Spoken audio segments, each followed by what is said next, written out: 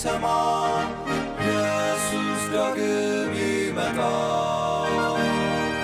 ደስ ይበለን እንዘምር ኢየሱስ ዳግም ይመጣ። ይመለሳል ይመለሳል ኢየሱስ ዳግም ይመጣ። ካለውና ከነበረው ከሚመጣውም በዙፋኑም ፊት ካሉት ከሰባት መናፍስት ከታመነው ምስክር ከሙታንም በኩር የምድርም ነገሥታት ገዥ ከሆነው ከኢየሱስ ክርስቶስ ጸጋና ሰላም ለእናንተ ይሁን። የተወደዳችሁ የእግዚአብሔር ቤተሰቦች፣ ለረዳን ላገዘን አብሮን ለሰነበተ ለአምላካችን አሁንም ላልተለየን ወደፊትም ስለማይለየን አምላካችን ክብርና ምስጋና ለእርሱ ይሁን። ወንድማችሁ ታምራት ኃይሌ ነኝ ከለንደን። ይህንን ሳምንት አብረን ከእግዚአብሔር ቃል ስንካፈል ነበረ። የረዳንን አምላካችንን እናመሰግናለን። ከምሕረቱ የተነሳ ወደ እርሱ ደግሞ በቃሉ ግሳጼ እንድንመለስ እንድናርፍ እሱን እንድንቀበል የቃሉን ምክር ሲመክረንና ሲያስተምረን ሰንብቷል። በኤርሚያስ ጊዜ ለይሁዳና በኢየሩሳሌም ለሚቀመጡ ሕዝብ የተላከ የሸክላ ሰሪው ራእይ መልእክት እንደነበረ ሁሉ ለዘመናችንም በሚመጥንና በሚያስረዳ መንገዱ ስንማር ሰንብተናል። ዛሬ በቀን 6 ደግሞ ይህንን ሳምንት ምን ተማርን፣ ምን አስተዋልን፣ እንደዚሁም ደግሞ መንፈሳዊ ትርጉሙ በዚህ ዘመን ላለነው ምን ይመስላል፣ ራሳችንን በቃሉ መስታወት ውስጥ ስናየው እንዴትና ከወዴት ነን፣ እንዴትስ አድርገን ከዚህ ትምህርት ራሳችንን እናስተካክላለን የሚለውን እንግዲህ በቀሩን ደቂቃዎች ሐሳቡን በማጠቃለያነት ደረጃ እንመለከታለን። የዛሬው ትምህርታችን ራእይ ምዕራፍ 2 ቁጥር 7 ላይ የተመረኮዘ ነው። ለትምህርታችንም ደግሞ ርዕስ እንዲሆን ብዬ የመረጥኩት መንፈስ ለአብያተ ክርስቲያናት የሚለውን ጆሮ ያለው ይስማ ነው። ይሄ ጭንቅላታችን አጠገብ ተለጥፎ ያለው ጆሮ ካልሰማ በስተቀር የሚሰማው ነገር እስካላገኘ ድረስ ባዕድ ነው፣ ተለጣፊ ነው። መንፈስ ለአብያተ ክርስቲያናትም እንደዚሁ ይላል። ጆሮ ያለው ካለ ይስማ። እንጸልይ።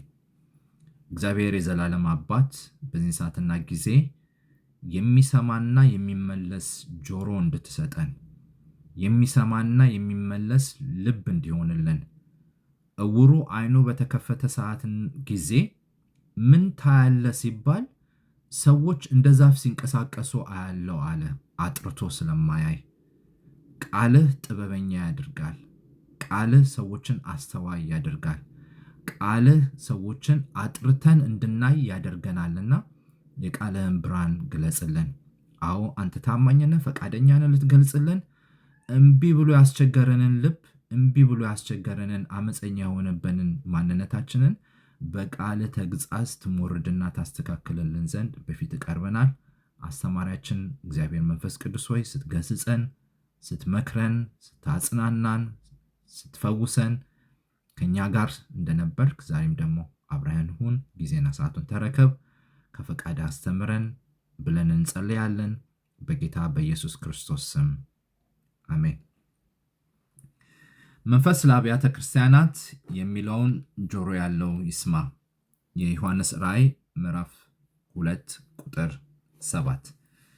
በዚህ ሳምንት ከቅዱስ ቃሉ የተመለከትነው ሐሳብ በዚህ ዘመን ያለነው የእግዚአብሔር ልጆች ተበጅተን ያላለቅን የሸክላ ዕቃ ጭቃዎች መሆናችንን ነው። ለተፈጠርንበት ዋነኛ ዓላማ መኖር ቢያቅተን ከስጋ፣ ከኃጢአት፣ ከዲያብሎስ ለዚህ ዓለም ካለው ምኞት የተነሳ መኖር ቢያቅተን እግዚአብሔር ላበጀን ዋነኛና የከበረ ሐሳብ ኤርሚያስ በሸክላ ሰሪው ቤት እንዳየው ምንም እንኳን በሸክላ ሰሪው እጅ ውስጥ ያለው ጭቃ እየደጋገመ ባለማቋረጥ ቅርጽ ላለመያዝ ቢበላሽም ሸክላ ሰሪውም ተስፋ ሳይቆርጥ መልሶ መላልሶ ያበጀውና ቅርጽ ሊያስይዘው ይሞክር እንደነበረ ሁሉ በመጨረሻ ላይ ግን ሌላ ዕቃ አድርጎ እንዳበጀው እግዚአብሔር በእኛ ላይ ተስፋ የማይቆርጥ መሆኑን ነው። በእጁ ውስጥ ብንበላሽም በእኛ ላይ የባለቤትነት መብት ያለው ስለሆነ ብንፈቅድለት፣ እሺ ብንለው፣ እሺ ብትሉ ብትታዘዙ ሕይወቱን እንላችኋል ብሎ እንደሚመክረው ብንፈቅድለት፣ በመመለስና በማረፍ ውስጥ እሺ ብንል፣ ማርያም ከማርታ ይልቅ ቁጭ ስላለች ከእርሷ አይወሰድባትም ብሎ ኢየሱስ እንደመሰከረላት እግዚአብሔር መልሶ ሊያበጀን ሊሰራን የሚችል መሆኑን በዚህ ሳምንት ተምረናል። በኤርሚያስ ጊዜ የተላከው መልእክት ወደ ኤርሚያስ የመጣ ቃል ነው። የእግዚአብሔር ቃል ወደ ኤርሚያስ መጥቶ ሂድ ወደ ሸክላ ሰሪው ቤት፣ ውረድ ወደ ሸክላ ሰሪው ቤት፣ በዛም ቦታ ላይ ደግሞ ቃሌን እንድታስተውል አድርግሃለሁ ነበር ያለው።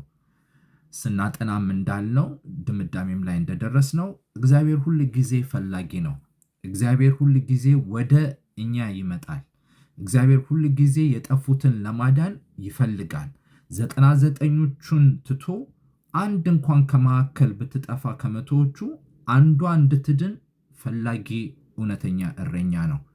በጎቼም ድምፄን ይሰማሉ፣ መንጋውም አንድ ይሆናል፣ እረኛውም አንድ ተብሎ እንደተጻፈ የጠፋነውን ሁሉ ከያለንበት ሰብስቦ ከወገን፣ ከቋንቋ፣ ከነገድ ለመንግስቱ የተቀደስን ምርጥ ሕዝብና ካህናት እንሆንለት ዘንድ እረኛው ይሰበስባል በጎቹን።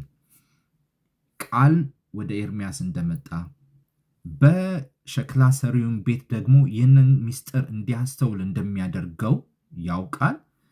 እኛም ቃሉ ተጽፎ ተሰጥቶናል። እናነበዋለን፣ እናጠናዋለን፣ እንመረምረዋለን፣ እንናገረዋለን፣ እንዘምረዋለን፣ እንሰብከዋለን፣ እንሰበከዋለን። ነገር ግን ይህ ቃል የተጻፈበት እውነተኛው መንፈስ ካላበራለን፣ ካላስረዳን፣ እንድናስተውለውም ካላደረገን በስተቀረ ቃል በቃል ብቻ ይቀራል። ኤርሚያስ ይህ ወደ እርሱ የመጣውን ቃል ሰምቶ ቢቀመጥ ኖሮ ታዞ ስለነበረ ተነሳ፣ ወደ ሸክላ ሰሪውን ቤት ውረድ ስለተባለ ባይነሳ ኖሮ ቃሉን ለማስተዋል እድልም ባልሆነለት፣ ወደ ሸክላ ሰሪው ቤት ባይወርድ ኖሮ የቃሉ ምስጢር ምን እንደሆነ ፍቺ ሊያገኝ ባልቻለም ነበረ። እግዚአብሔር ይመስገን ኤርሚያስ ስለታዘዘ፣ ኤርሚያስ ስለተነሳ ከነበረበት ቦታ ለመውረድም ፈቃደኛ ስለሆነ ወደ ሸክላ ሰሪው ቤት። ሕይወት አንዳንድ ጊዜ አንድ ቦታ ላይ ልታስቀምጠን ትችላለች። በሆነ ጉዳይ ላይ ልትይዘን ትችላለች። የተቀመጥንበት ቦታ ከአካባቢው የተነሳ ሊስማማን ይችላል። ሎጥ በሰዶም ድንበር ሲቀመጥ ከወንድሙ ልጅ ከአብርሃም ተለይቶ የለመለመ ስፍራ ስለሆነለት ነው። ለግጦሽ የሚመች፣ ለከብቱ የሚመች፣ ለሀብቱ ለንብረቱ መስፋት ምቹ መስሎ ለዓይኑ ስለታየው ነው። ነገር ግን ለሕይወቱ መሰናክል የሚሆንበት ድንበር ላይ እንደከተመ አላስተዋለም። በኋላ ላይ ነው የጥፋት ጊዜ ሲመጣ ሰዶምና ገሞራ እንደምትገለበጥ አጥፊው መልአክ መጥቶ ከከተማ ሲያስወጣቸው ያን ጊዜ ይመስለኛል ሎጥ በምርጫው ስህተት ውስጥ እንደገባ ያስተዋለው። ቢነሳስ ኖሮ አብርሃምና እሱ ከበዛላቸው ሀብት የተነሳ በእረኞቻቸው መካከል ጥል ሲሆን ሰዶምና ገሞራን ለመምረጥ አይኖቹ ውስጥ ባያምሩትስ ኖሮ ሕይወቱን ማትረፍ ይችላል ብዬ አስባለሁ። ነገር ግን እግዚአብሔር አይሳሳትም፣ በስራው ሁሉ ጊዜ ትክክል ነው። የተጻፈልን ሁሉ ለትምህርት ነው። የተጻፈልን ሁሉ ለተግዛጽ ነው። የተጻፈልን ሁሉ በጽድቅ ላለው ምክር እንዲጠቅመን ነው። ስለዚህ እነሱ የሰሩትን ጥፋት እኛም መልሰን በሕይወታችን ላይ ደግመን ታሪክ በእኛ ላይ ተፈጻሚ እንዳይሆን። ኤርሚያስ ተነስቶ እንደወረደ ሌላም ነቢይ ነበረ ተነስቶ የኮበለለ፣ አንስተነዋል በትምህርታችን። ዮናስ የነነዌ ሰዎች ይጠፋሉ፣ ይገለበጣሉ፣ በ7 ቀን ውስጥ ንስሐ ባይገቡ እንደዚህና እንደዛ ያደርግባቸዋለሁ ብሎ እግዚአብሔር ሲል ዮናስ የሕዝቡ መዳን ጉዳዩ አልነበረም። የእግዚአብሔርን ባህሪ ስለሚያውቅ፣ እግዚአብሔር ከቁጣው የዘገየ ምሕረቱ ግን ብዙ እንደሆነ ስለሚያውቅ፣ የተናገረውን ነገር ከማድረጉ በፊት ማስጠንቀቂያና ምክርን የሚልክ አምላክ መሆኑን ስለሚያውቅ ይህ ሕዝብ እግዚአብሔር እንዳለ ቢመለስ እኔን ውሸተኛ ያደርገኛል፣ ያሳጣኛል ብልህ ነበር እኮ እንዴት አልሆነም እባላለሁ የእኔነት ጉዳይ ዮናስን አስቸግሮት ስለነበረ መነሳት ውስጥ ተነሳ፣ ግን ወደ ነነዌ ሰዎች አልወረደም። የኮበለለው ወደ ተርሴስ ነው። ኤርሚያስ ግን ተነሳና እንደታዘዘ ወደ ሸክላ ሰሪው ቤት ነው የወረደው። ለምን?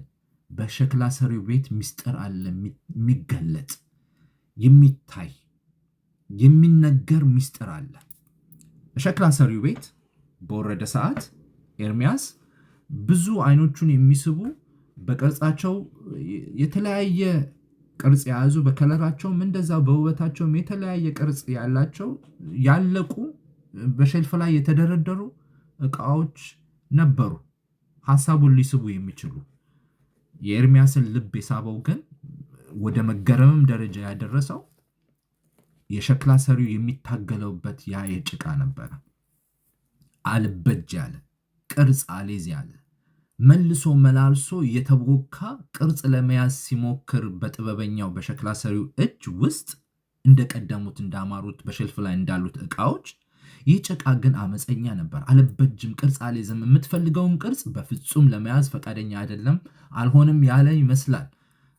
መልሶ መላልሶ ያቦከዋል።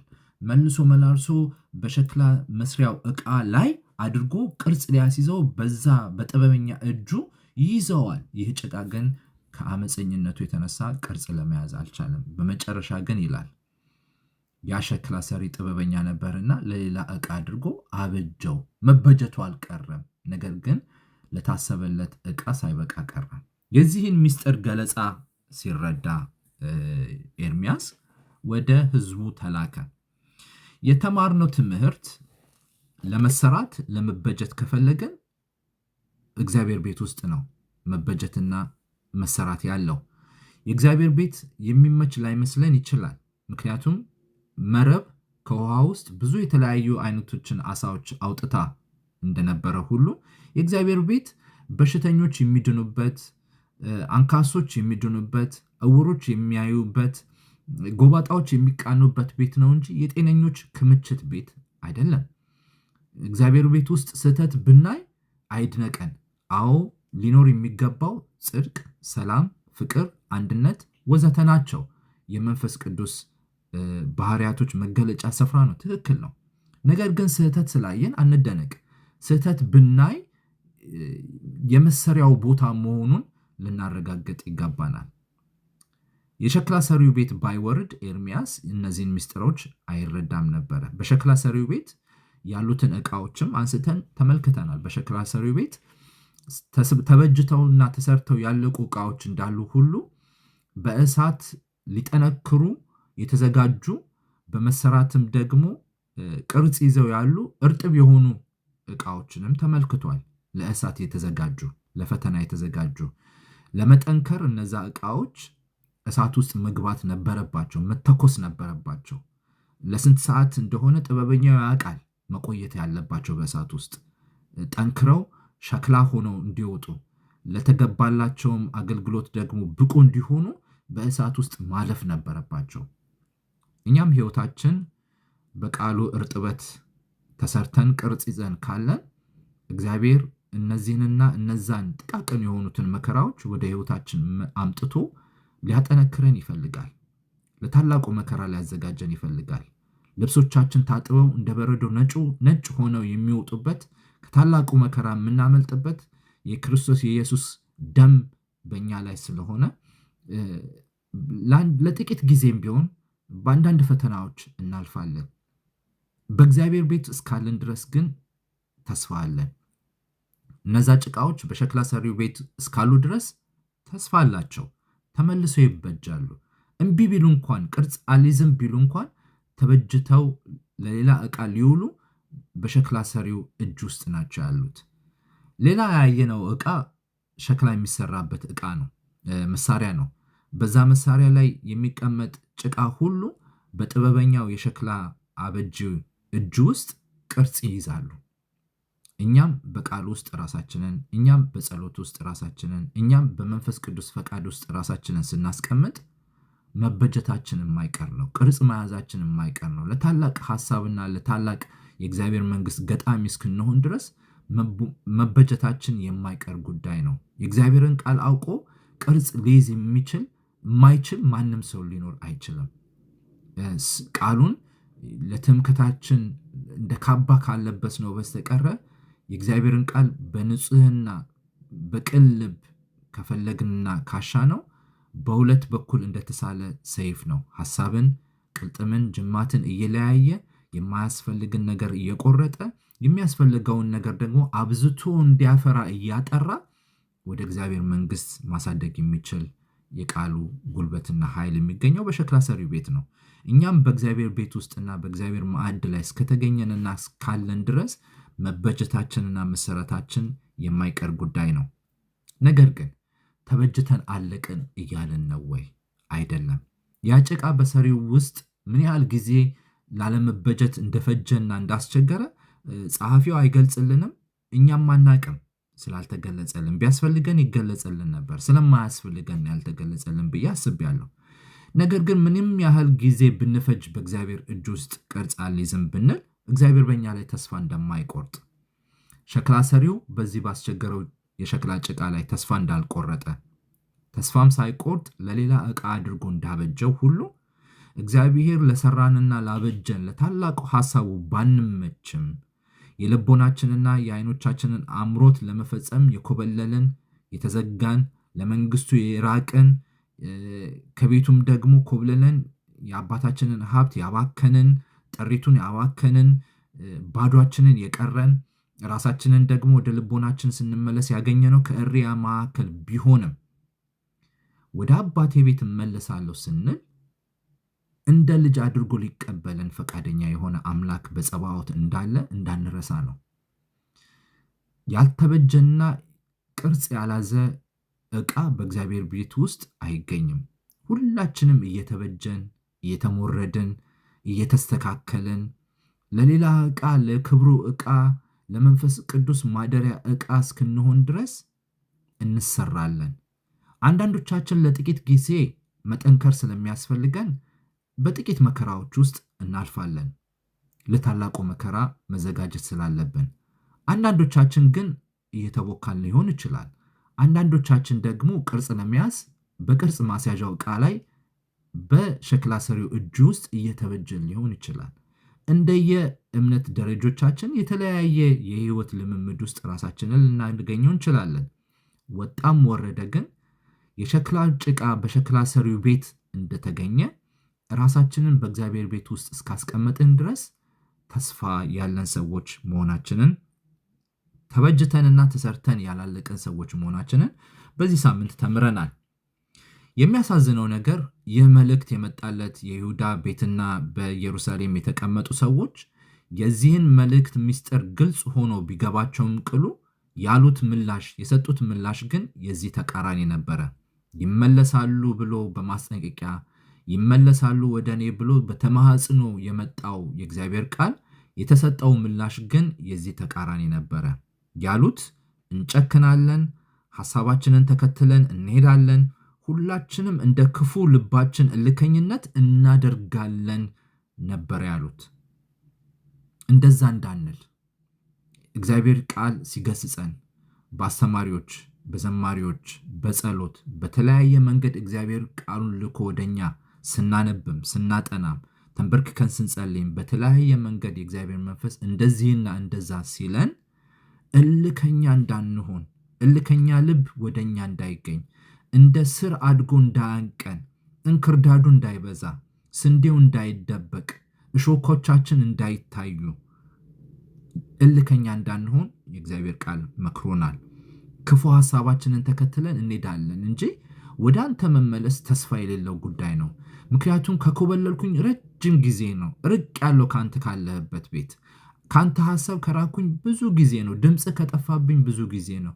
አንተም መስማት ከተውኩኝ ብዙ ጊዜ ነው። በዚህና በዛ በድያለሁ፣ ልጅ ልሆን አይገባም ብለን እንዳንጨክን ልንመለስ ብንፈልግ ወደ ልቦናችን ሊመልሰን የሚችል መንፈስ አጠገባችን አለ። ወደ አባቴ ቤት ብንል አባታችን በቅፉ ሊያስገባን እደጅ ቆሞ ይጠብቀናል። እጁን ከፍቶ ይቀበለናል። ኑ ደስ ይበለን ይላል። ልጄ ጠፍቶ ነበረ፣ መጥፋት ብቻ አይደለም ሞቶም ነበረ። ዛሬ ግን በመመለሱ በሕይወትም ስላለ ደስ ይበለን። ታላቁን ፍሪዳ አርዶ ከራሱ ጋር ያስታረቀን አምላክ በመንግስቱ በዙፋኑ በታላቅነቱ በክብሩ ስላለ ለመመለስ እስከፈለግን ድረስ ሊቀበለን የሚችል አምላክ እንዳለ ተምረናል። በዛው ልክ ደግሞ ጭከና፣ እልከኝነት ከክፉ ልባችን ውስጥ እንዳለ እንዳንረሳ። ካልተጠበቅን በስተቀር በእግዚአብሔር ሐሳብ፣ ካልተጠበቅን በስተቀር በእግዚአብሔር ቃል መንገዳችንንና ሐሳባችንን ካላቃናን በስተቀር በጸሎት በምልጃና በቃሉ ክፉ ልብ ሁል ጊዜ ክፉ ነው። ድንጋይ ልብ ሁል ጊዜ ድንጋይ ነው። ከውስጡም ደግሞ ምኞት፣ ንጥቂያ፣ ጥል፣ ክርክር፣ በቀልተኝነት እንደሚወጣ እንዳንዘነጋ። የእግዚአብሔርን ቃል እናውቃለን ማለት ንጹህ ሆነን ጨርሰናል ማለት እንዳልሆነ እንድናስብ። ተሰርተን አላለቅንም። ያን ጊዜ ሁሉን እንደ ብድራቱ እንደ ስራው የሚከፍለው ጌታ መጥቶ የሚበሰብሰው የማይበሰብሰው የሚሞተው የማይሞተውን እስኪለብስ ድረስ ተሰርተን ያላለቅን የሸክላ ጭቃዎች መሆናችንን እንዳንረሳ። ሌላ የተማርነው ነገር ይህ ሕዝብ እግዚአብሔርን አልፈልግም ማለቱ ብቻ ሳይሆን እግዚአብሔርን የሚያስቆጣ እግዚአብሔርን ትተውት በስራቸው እልከኝነት ለማያውቁት ያጠኑ፣ ለማያውቁት ያመለኩ፣ ለማያውቁት ጉልበታቸውን የገበሩ ሕዝቦች ነበሩ። ቃሉን ያውቁታል። ለቃሉ ዕውቀታቸውን ደግሞ ጥቅስ በመሸራረፍና በመናገር ይገልጻሉ። ከኛ በላይ ለቃሉ ዕውቀት የሚሉ ሰዎች ናቸው። በቃሉ ዕውቀት ካባ ራሳቸውን የደበቁ ናቸው። ተገልጠው ሲታዩ ግን የእግዚአብሔር ሐሳብ በውስጣቸው የለም። ከዛ ይልቅ የሚታየው ለማይረባ ነገር ማጠናቸው፣ ከመንገድ እግዚአብሔር ካስቀመጠው የህይወት መንገድ ፈቀቅ ብለው እግሮቻቸው በሻከረ መንገድ ላይ የሚሄዱ፣ የተጠረገው መንገድ እያለ ያልተጠረገ መንገድ የሚመርጡ። እግዚአብሔር በምሳሌም ደግሞ ሲናገራቸው ሰው በሊባኖስ ምድረ በዳ ሲኖር የሚመጣውን በረዶ፣ ቀዝቃዛውን በረዶ ትቶ እንዴት ወደ ምድረ በዳ ይሄዳል? ያቺ ቀዝቃዛ የተባለችው ምንጭ እንዴት ለይታ ድንጋዩን ትተዋለች? እስራኤል ግን እኔን አምላካቸውን ትተውኛል። እንዴት ከባድ ነገር ነው! የሰው ልጅ እንኳን ሲተው ልቡ ይደማል፣ ልቡ ይሰበራል፣ ያዝናል፣ አይኖቹ እንባ ያፈሳሉ። ለመመለስና ለመቀበል በጣም ይቸግረዋል። ልዑል እግዚአብሔር እንዴት ልቡ አይሰበር? ኤፍሬም እንደተባለ ኤፍሬም ሆይ እንዳልተውል አንጀቴ በሆዴ ውስጥ ተገላበጠብኝ ይላል። ኤፍሬምም ከጣዖት ጋር ተጣበቀ፣ እግዚአብሔርም ተወውት ብሎ እንደተጻፈ። በዚህ ሂደት ውስጥ እያለ እነዚህ ሰዎች መልእክት ይዞ የመጣላቸውን ኤርሚያስን በቃላቸው ሊጎዱት፣ በምላሳቸው ሊገርፉት፣ ሐሳቡን አንሰማም ብለው ጆሮቻቸው ሊደፍኑ፣ በክፉ ሐሳብ ሊመክሩ ተሰበሰቡ። ደግሞ መሰብሰባቸውን በቃል ሲያጸኑት እናያለን። ሕግ ከካህን ምክር ከጠቢብ ቃልም ከነቢይ ስለማይጠፋ ኑ በኤርሚያስ ላይ ክፉን ሐሳብ እናስብበት፣ ቃሉን አንስማ ብለው የመጨከናቸውን ጥግ ሲገልጹ በስራቸው እናያለን። መልእክቱን ሳይሆን መልእክተኛውንም ጭምር ለማጥፋት ሲዘባበቱና ሲማከሩ እናያለን። ከዚህ ባልተናነሰ ጉዳይ በኢየሱስም ላይ ተፈጽሞበታል። እኔ የዓለም ብርሃን ነኝ፣ በብርሃኔ የሚመጣና የሚመላለስ በጨለማ አይመላለስም ብሎ ሕይወት እንዲሆንላቸው እንዲተርፍላቸው የመጣውን ኢየሱስን በዚህና በዛ በሐሰት ክስ፣ በሐሰት ምክር፣ ሐሰተኛ መስካሪዎች ሰብስበው ገዝተው በቅዱሱ ላይ ተማክረው ሕዝብ ከሚጠፋ ይልቅ አንዱ ቢጠፋ ይሻላል ብለው፣ አዎ መቅደስን ሲያፈርስ ሰምተነዋል፣ በ3 ቀን አስነሳዋለሁ ሲል ሰንበትን ሲሽር አይተነዋል። ሰው ሲሆን ሳለ ወላጆቹ ከኛ መካከል ወንድምቶቹ ከኛ መካከል እንደሆኑ እያወቅን እግዚአብሔር ነኝ፣ ቃል ነኝ፣ ከሰማይ የወረድኩ እንጀራ ነኝ ሲል ራሱን ሲሳደብ ሰምተነዋል፣ ራሱን ከእግዚአብሔር ጋር እኩል ሲያደርግ ሰምተነዋል ብለው ቅዱሱን ገደሉት፣ ቅዱስን ሰቀሉት፣ እንደ በደለኛ፣ እንደ ኃጢአተኛ፣ እንደ ወንጀለኛ ከሌቦች መካከል አንጠለጠሉት። በርባን ነፃ እንዲወጣ ኢየሱስ በርባንን ተክቶ መሰቀል ነበረበት። ወገኖቼ እኔና እናንተ እንድናመልጥ ኢየሱስ ዋጋችን ሆኖ ተከፈለ። ነገር ግን እነዚህ ሰዎች አልገባቸውም ሚስጥሩ፣ የተከፈለው ዋጋ ለእነርሱ መሆኑ። የሚሞተውና የሚገረፈው ለነርሱ መሆኑ፣ መቁሰሉ፣ መገረፉ፣ መጠላቱ፣ መሰደቡ፣ መተፋቱ፣ የሾህ አክሊል ማንጠልጠሉ፣ ኤሎሄ ኤሎሄ ብሎ መጮሁ፣ መጠማቱ፣ መራቡ ስለ እነርሱ መሆኑ አላወቁትም፣ አልገባቸውም። ለምን ብለን ስንጠይቅ ጨክኖ ነበር ልባቸው፣ ላለመቀበል፣ ላለመመለስ፣ ላለማረፍ፣ በመመለስ ማረፍን ላለመቅመስ፣ በክፉ ልባቸው ለመሄድ፣ ክፉ ልባቸውን ተከትለው የልባቸውን ምኞት ለመፈጸም ልባቸው ጨክኖ ነበርና ርቀው ሄደዋል። የእግዚአብሔር ድምፅ በጣም ትንሽ ሆኖ ነው የሚሰማቸው። ስለዚህም ወደ እግዚአብሔር ከመመለስ ይልቅ በክፋታቸው መቀጠል እሱ የተመረጠ ጉዳይ አድርገው ወሰዱት። በኤርምያስም ላይ ክፉ መከሩ። የሚያሳዝነው መልእክተኛው ላኪው የተበደለው በደል ሳይሆን የገባው በእርሱ ላይ የመለሱት መልስ አስቆጣው እና ብለን ደመደምን። የሰው ቁጣ የእግዚአብሔርን ጽድቅ አይሰራም። እና በአጠቃላይ በዚህ ሳምንት ላይ የተማርነው ትምህርት ከሸክላ ሰሪው ራእይ ለዚህ ዘመን የሚተርፍ ምስጢር አለ። በዘመናቶች ሁሉ እግዚአብሔር ለባሪያዎቹ ምስጢሩን ሳይገልጽ አንዳች አያደርግምና ወገኖቼ እየተሰራን ያለን የሸክላ ዕቃዎች እንደሆንን እንዳንዘነጋ። እግዚአብሔር በሐሳቡ ዛሬም መልካም ነው። ፍጻሜያችን እንዲያምር መልካምን ሐሳብ የሚያስብ አምላክ ነው። ለጥቂት ጊዜ በጥቃቅን መከራዎች ስናልፍ እነዚህ መከራዎች ያ የሸክላ ጭቃ እንዲደርቅ በእሳት ውስጥ መተኮስና መለኮስ እንደነበረበት ሁሉ ለመጠንከር ሊያጠነክረን ሊሆን ስለሚችል በትዕግስት እግዚአብሔርን ተስፋ እንድናደርገው። ያ የሸክላ ጭቃ በሸክላ ሰሪው ቤት እስካለ ድረስ ለሌላ ዕቃ ሆኖ መሰራቱ አይቀርም። ምንም እንኳን ለምጻሙ ንዕማን በአገሩ የተሻሉ የተመረጡ ኩልል ያሉ ውሃዎች ቢኖሩም ለንዕማን ለምጽ ፈውስ የመጣው በዛው በደፈረሰ ዮርዳኖስ ውሃ ውስጥ ነው። አንዴ፣ ሁለቴ፣ ሶስቴ በማይባል 7 ጊዜ ጠልሞ መውጣት ነበረበት ለመዳን ካስፈለገው። እንደዚሁ የእግዚአብሔር ቤት ላይመቸን፣ ሊቆረቆረን፣ ልንገፋ፣ ልንጠላ፣ ላንደመጥ እንችል ይሆናል። መዳናችን ግን ዋስትና ያለው እሸክላው ሰሪው ቤት ስንሰነብት ነው። እሸክላው ሰሪ ቤት ስንቀመጥ ነው። ፈውሳችን ቅርብ የሚሆነው ፈዋሹ ባለበት ቦታ ስንገኝ ነው። ህብረት ስናደርግ ነው። አብረን ስንቀመጥ ነው። በረከትን እዛ ስላዘዘ አብረን በመሰብሰብ የበረከት ተካፋዮች መሆን እንችላለን። ከዚህም የተነሳ መንፈስ ለአብያተ ክርስቲያናት የሚለውን ጆሮ ያለው ይስማ ይላል የእግዚአብሔር ቃል። ጆሮአችንን ከፍተን እንድንሰማው፣ ጆሮአችንን ከፍተን እንድናዳምጠው፣ በእግዚአብሔር ቤት እንድንሰነብት፣ ተሰርተን ያላለቀን የሸክላ ጭቃዎች መሆናችንን እንዳንረሳ፣ ቃሉ ወደኛ መጥቶ ሲገስጸን የሚመለስ ልብን እንዲኖረን፣ በመመለስና በማረፍ እረፍትን ከእግዚአብሔር ዘንድ እንደምናገኝ በአጠቃላይ በዚህ በትንቢተ ኤርምያስ 18 ላይ በዚህን ሳምንት ለመማር ሞክረናል። እግዚአብሔርን እጅግ አድርገን እናመሰግናለን። በጊዜውም ባለጊዜውም የሚረባንና የሚጠቅመንን ነገር ከመምከር ወደኋላ ያላለ አምላክ አባት ጌታ ስላለን ክብር ሁሉ ለእርሱ ይሁን። እንጸልይ። እግዚአብሔር የዘላለም አባት ሆይ እናመሰግናለን። ስለነበሩን 6 ቀናቶች ክብር ለአንተ ይሁን። የረዳህንን፣ ያገዝከንን፣ አብሮነት ያልተለየንን አምላካችንና አባታችንን ሐሴት በማድረግ በአንተ ደስ ስለሚለን እናመሰግናለን።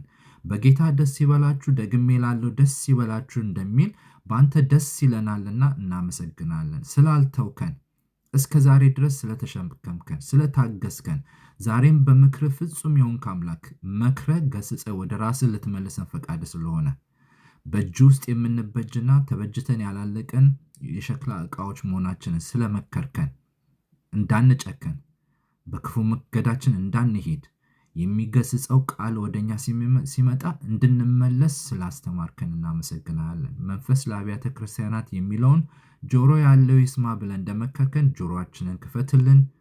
ስትናገረን እንድናዳምጥህ፣ አዳምጠን እንድንመለስ፣ ተመልሰን እንድንታዘዝ አቤቱ እርዳን። ኤርምያስ ተነስቶ ወደ ሸክላ ሰሪ ቤት እንደሄደ ባይመቸንም ጌታ ሆይ አንተ ስላልክ ግን ካለንበት ቦታ እንድንነሳ ባይመቸንም አንተ ቃልህ ስላዘዘንና ስለተናገርክ ብቻ ወደ ሸክላ ሰሪው ቤት ለመውረድ ለመታዘዝ ፈቃደኛ ልብን ፍጠርልን። የቀናውን መንፈስ ስጠን። አዲስ ልብን ስጠን። ስለ ሁሉም ነገር ክብር በሰማይ ክብር በምድር ላንተ ይሁን። ስለነበሩን ቀናቶች ሁሉ እናመሰግናለን። ጻድቅ በሆነው ልጅ በጌታ በኢየሱስ ክርስቶስ ስም አሜን። የእግዚአብሔር ልጆች ስለነበሩን 6 ቀናት ክብርን ሁሉ ለአምላካችን እንሰጣለን። ስለረዳን ስላገዘን አብሮነቱ ስላልተለየን እግዚአብሔር ደግሞ መልካም ፈቃዱ ሆኖ በሌላ የቃሉ ማዕድ እስክንገናኝ ድረስ ወንድማችሁ ታምራት ኃይሌ ከለንደን የእግዚአብሔር ቸርነት የእግዚአብሔር ምሕረት የእግዚአብሔር ጥበቃ ከእናንተ ጋር ይሁን እላለሁኝ። ሰላም ሰንብቱ። ተባረኩ። አሜን።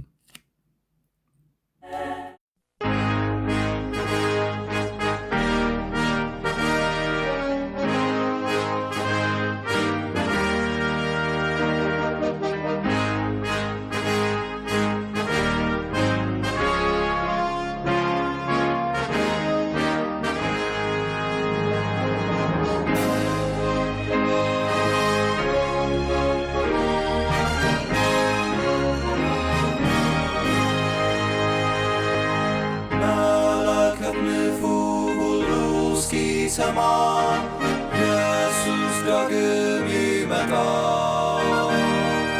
ደስ ይበለን እንዘምር፣ ኢየሱስ ዳግም ይመጣል።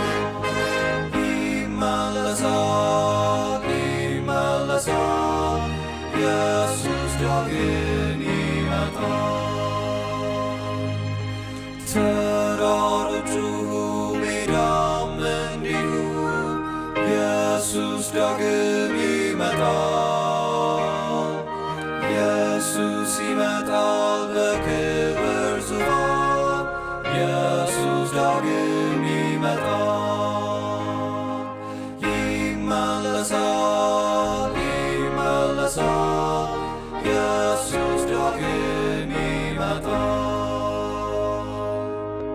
ፍጥረቱ ሁሉ ይናገረናል፣ ኢየሱስ ዳግም ይመጣል።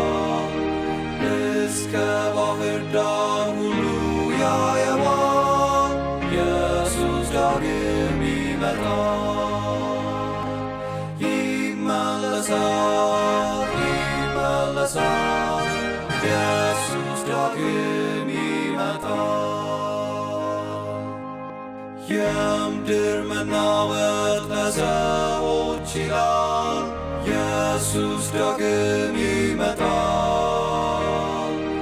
አውሎ ነፋስም ያስታውቀናል፣ ኢየሱስ ዳግም ይመጣል። ይመለሳል ይመለሳል፣ ኢየሱስ ዳግም ይመጣል። ሕዝብም ይቆጣል፣ በዚህ ይታወቃል፣ ኢየሱስ ዳግም ይመጣል።